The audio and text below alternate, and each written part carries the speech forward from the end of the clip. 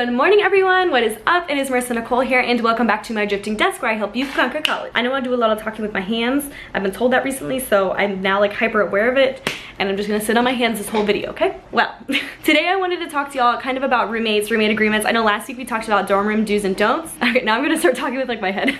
Last week we talked about dorm room do's and don'ts, so this time I want to talk about, roommates and why you should make a roommate agreement if you haven't already. Normally dorms in your RAs will make you make a roommate agreement, but if you are living just in a house with roommates, you should have one. My roommates and I actually have one for our sorority house as well. So in general, roommate agreements are super helpful, and I just want to give y'all some information on the roommate agreements and why you should have one and kind of what goes into one or how you should fill it out. But before we get into the video, I hate myself. Before we get into the video, if I say anything that y'all like, please give this video a thumbs up. I'm doing a thumbs up underneath my legs, but you can't see it. Also, if you're new to my channel, please consider subscribing because we have tons of fun on this channel and I talk a lot with my hands, if you like seeing that. Let's get into the video.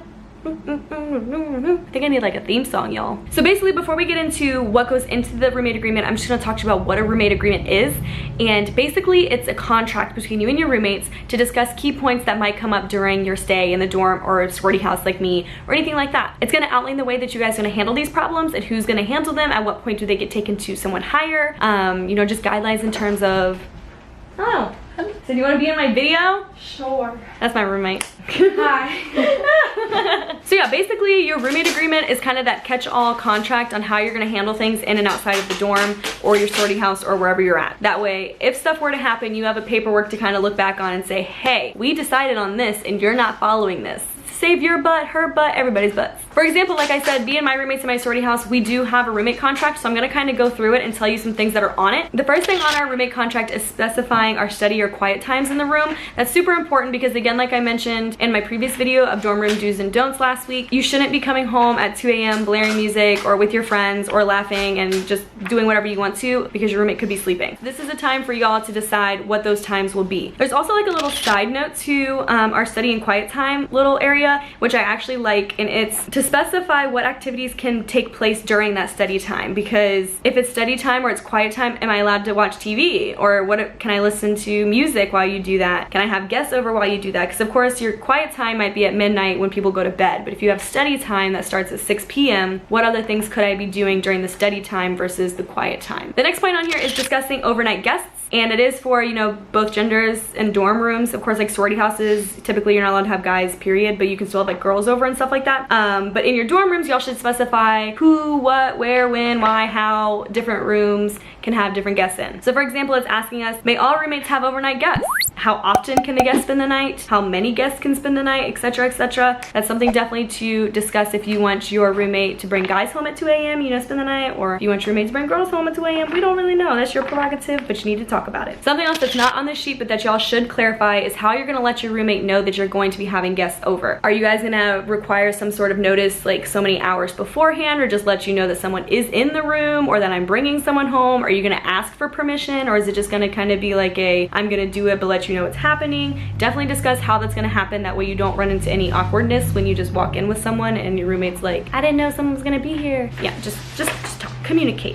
The second section of our roommate agreement is kind of specifying roommates' property and belongings, like who can use it, where it's going to be held at, kind of thing. So y'all should definitely talk about whether or not you can use each other's things and on what terms that can be. So can I use my roommate's straightener but maybe not her hairdryer? Can I use my roommate's shoes but maybe not her clothes? Can I use nothing? Can I use all of it? Do I need to ask permission before I use it? Do I just need to use it, make sure I put it away? Y'all need to specify that kind of stuff. That way you know if your roommate's allowed to touch your things or which things they can touch. We have temperatures on here. Like we have to specify what temperatures. Like in the day, do you want it cool, warm, or very warm? At night, do you want it cool, warm, or very warm? A super biggie that should be in your roommate contract is cleanliness of the room. Y'all need to discuss chores, who's gonna be doing them, how frequently, what chores they're gonna be, and how clean you should keep your spaces. Because usually chores will just be for common areas, but also you all should discuss at least someone's personal area, because you don't want to walk into the room and there's literally a giant pile of things on their desk where you can't even see the desk, because that's just kind of a little bit grody, so don't do that. One thing that's on our contract, which is kind of good but like a little bit weird, is phone calls. So it's kind of asking us to specify any times that phone calls should not be allowed in the room or how long phone calls should be. It's kind of mindful. I like it. You know, if you're doing homework, can I be on the phone for 3 hours? You know, because if someone's doing homework, then I'm on the phone. They don't want to study here, so they have to go somewhere else, but they're not allowed in their own room, you know. So talk about it, I guess, if you just want to talk on the phone whenever.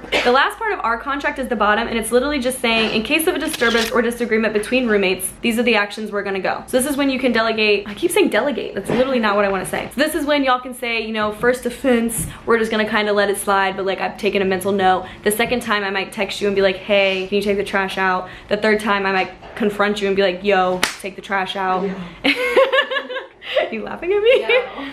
And then the last one, or any kind of like that, you should maybe decide when someone else should get involved, when you're gonna go talk to your RA, when you're gonna go talk to, you know, someone else in the hall, your hall director, or anything like that. At what point do we need to take it to someone higher because something isn't getting resolved between us? That's it for our roommate agreement. That is in for our sorority house, but there are a couple more things that I would personally like to talk about, or that you all should add to your own roommate agreement. So I'm gonna talk about those now. Something little, and you would think that it really doesn't matter, but if depending on who you are, you should definitely discuss like little pet peeves that you have with your roommates, just in case they do something that just like really grinds your gears and then you internally hate them because they do something, but it's literally not their fault. Like, they don't know that it bothers you. You need to communicate with your roommate, period. Depending on what year you are and how old you are, this may or may not apply to you, but definitely discuss drinking or partying, stuff like that. You can't do that in the dorms, period, but like if you're in a house, you know, maybe you could throw something or have a party, or maybe you should definitely discuss what's gonna happen if I come home drunk to the dorm. You know, am I gonna sleep on the futon? Because we have like the loft, we have a futon here. Like, what's gonna happen in here? What's gonna happen in your dorm? Or like, are you not allowed back in the dorm drunk? Like, etc, etc. Just discuss what's gonna happen. That's of course if you're of age. I am not saying to go drink underage. No, not at all, not I. I am a good person.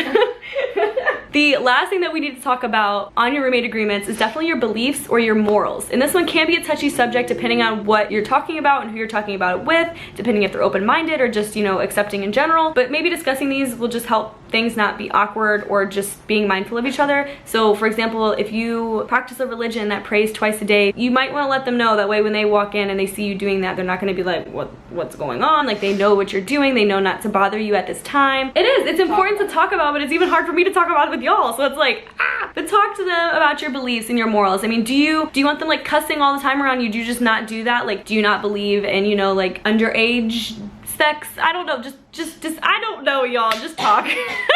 Those are all my tips and tricks to conquering, you know, your roommate agreement and things that y'all should be talking about with your roommate. If you have anything else, if you're an upperclassman, or if there's other things that, you know, I didn't mention, but maybe you would like to talk about, mention them down below in the comments. Help each other out. That way everybody can be super informed. If there's anything that I said along this video that you thought was super helpful or that you didn't think about, please give this video a thumbs up. That way I know that it was helpful. And before you go anywhere, please consider subscribing down below, because we have tons of fun on this channel doing a whole bunch of fun different stuff with my roomies.